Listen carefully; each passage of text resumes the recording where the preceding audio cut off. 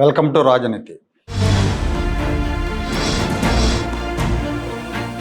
Vijayawada కృష్ణలంకలో rowdy sheeter Sai Krishna హత్య case దర్యాప్తు చేయడానికి రాష్ట్ర ప్రభుత్వం స్పెషల్ ఇన్వెస్టిగేషన్ టీం ఏర్పాటు చేసింది. ఈ టీంకి హెడ్గా ఐజీ రవిప్రకాష్ని నియమించారు. ఈ కేసు విషయంలో మీడియాలో పెద్ద ఎత్తున వార్తలు వస్తున్న నేపథ్యంలో పోలీసులు విచారణలో వేగం పెంచారు. ప్రధాన నిందితుడిగా ఉన్న సిఐ నాగరాజుని అరెస్ట్ చేయబోతున్నారన్న వార్తలు కూడా వస్తున్నాయి. పోలీసులు చట్టాన్ని చేతుల్లోకి తీసుకోవటం మీద ఒకవైపు విమర్శలు వస్తుంటే, ఇంకోవైపు సిఐ నాగరాజుకు మద్దతుగా సోషల్ మీడియాలో అలాగే బెదవాడలో జనం రోడ్ల మీదకి వచ్చారు. రౌడీల పాలిట సింహ స్వప్నంలో ఉండే నాగరాజుని అరెస్ట్ చేయొద్దు అని ఆందోళనకు దిగారు.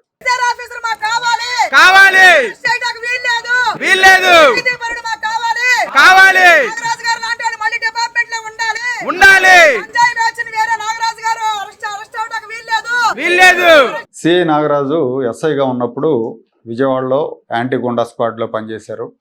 రౌడీల మీద కఠిన చర్యలు తీసుకున్నారు. ఆయన పేరు వింటేనే రౌడీలు భయపడిపోయేవాళ్ళని ఆయన ఏజీఎస్లో ఉన్నప్పుడు రౌడీల అరాచకాలు చాలా వరకు తగ్గిపోయాయని చెప్తా ఉన్నారు. ఈ రౌడీలను కంట్రోల్ చేసే విషయంలో ఆయన అవుట్ ఆఫ్ ద లా కూడా వెళ్తారన్న పేరుంది.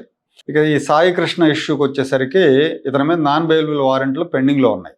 ఈ పెండింగ్లో ఉన్న పరిస్థితుల్లో పోలీసు ఉన్నతాధికారులు హెచ్చరించారని, ఆ హెచ్చరికల నేపథ్యంలోనే అతన్ని మార్కాపురం నుంచి విజయవాడకు పట్టుకొచ్చారని చెప్తున్నారు.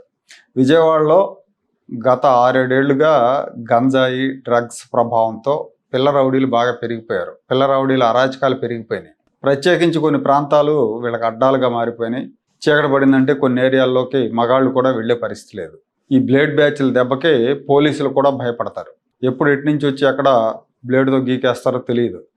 వీళ్ళ ఆగడాలకే స్థానికులు ఎవరైనా అభ్యంతరం చెప్పినా లేదా పోలీసులకు ఫిర్యాదు చేసినా మా ఇళ్ల దగ్గర కొంచెం డిస్టర్బెన్స్గా ఉందని వెంటనే వీళ్ళు బెదిరింపులకు దిగుతారు. మీ ఇంట్లో ఆడాళ్ళు జాగ్రత్త, మీ పిల్లలు ఏ స్కూల్లో చదువుతున్నారో మాకు తెలుసు అని హెచ్చరికలు జారీ చేస్తూ ఉంటారు. దాంతో ఎవరికి వాళ్ళు భయపడిపోయి మనకెందుకనే పరిస్థితి ఉంది. గంజాయి కేసుల్లో, ఈ చిల్లర కేసుల్లో వీళ్ళని అరెస్ట్ చేసి కోర్టులో ప్రొడ్యూస్ చేసినా కూడా ఒక వారంలోనో 2 వారాల్లోనో బెయిల్ తెచ్చుకొని మళ్ళీ రెచ్చిపోతుంటారు. వీళ్ళకి శిక్షలు పడాలంటే చాలా టైం తీసుకుంటుంది. కోర్టులో విచారణలో, కింద కోర్టులు, పై కోర్టులు ఇవన్నీ. సో బయటకు వచ్చి మళ్ళీ రెచ్చిపోతూ ఉంటారు. ఇప్పుడు ఈ సిఐకి మద్దతుగా జనం రోడ్ల మీదకి వచ్చారంటే కారణం ఇదే. చట్టపరంగా ఈ రౌడీలను అదుపు చేయలేనప్పుడు పోలీసులు చేసే చట్టవిరుద్ధమైన ప్రయత్నాలు లేదా ఎన్కౌంటర్లకి ప్రజలు మద్దతు ఇస్తారు. గతంలో నాకు బాగా గుర్తుంది, ఒంగోలు పట్టణంలో 1985-95 మధ్యలో ఒక 7-8 ఏళ్ల పాటు ఒంగోలులో కిరాయి రౌడీలు ఇష్టారాజ్యంగా వ్యవహరించేవాళ్ళు.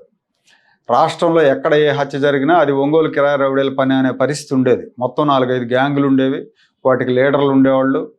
దీంతోపాటు పిల్ల రౌడీలు కూడా ఉండేవాళ్ళు. బిర్యానీకి, బీర్ బాటిల్కి మద్దతు చేసే పిల్ల రౌడీలు కూడా ఉండేవాళ్ళు. చాలా అరాచకంగా ఉండేది. తర్వాత 95 ప్రాంతాల్లో పోలీసులు ఉక్కుపాదం మోపారు వీళ్ళ మీద. కొంతమంది రౌడీలు, గ్యాంగులు ఒకరినొకరు చంపుకొని చచ్చిపోతే ఇంకొంతమంది ఎన్కౌంటర్ అయ్యారు. దెబ్బ క్లీన్ అయిపోయింది. పోలీస్ చర్యలు చట్టవిరుద్ధమే. అలా అని రౌడీలను విచ్చలవిడిగా వదిలేస్తే ఒంగోలులో సామాన్యుడి పరిస్థితి ఏంటి అనే ప్రశ్నకి సమాధానం ఉండదు. అయితే నేరస్తులకు కూడా మానవ హక్కులు ఉంటాయి. ఇవాళ నేరస్తులతో మొదలైన ఆట రేపు సామాన్యులు, అమాయకుల వరకు వచ్చే అవకాశం కూడా ఉంది. కాబట్టి ఈ చర్యలను సమర్థించలేం.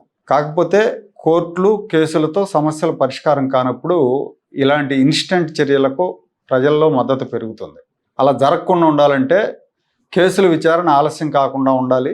నేరస్తులకు దీర్ఘకాలిక శిక్షలు పడాలి. ఆ విధంగా ప్రభుత్వాలు చట్టాలను సవరించాలి. అది చేయనప్పుడు ప్రజలు ఎన్కౌంటర్లకు మద్దతు ఇస్తారు. ఎక్కువ శాతం ప్రజలు చట్టవిరుద్ధంగా అయినా సరే అసాంఘిక శక్తులను అరికట్టాలని కోరుకుంటారు. ఇక్కడ ఇంకో యాంగిల్ కూడా ఉంది. ఇలాంటి కేసుల్లో పోలీసుల మీద కఠిన చర్యలు తీసుకున్నాక ప్రభుత్వాలు మీడియాలో గొడవ లేకపోతే ప్రజా సంఘాల ఆందోళన నేపథ్యంలో కఠిన చర్యలు తీసుకున్న తర్వాత మిగతా పోలీసులు ఏం చేస్తారంటే నెక్స్ట్ టైం మనకెందుకు వచ్చిన గొడవలే అని రౌడీ ఎలిమెంట్లను చూసి చూడనట్టు వదిలేస్తారు. అప్పుడు శాంతి భద్రతలు దిగజారే అవకాశం కూడా ఉంటుంది. సమాజానికి దీనివల్ల ఎక్కువ నష్టం జరుగుతుంది.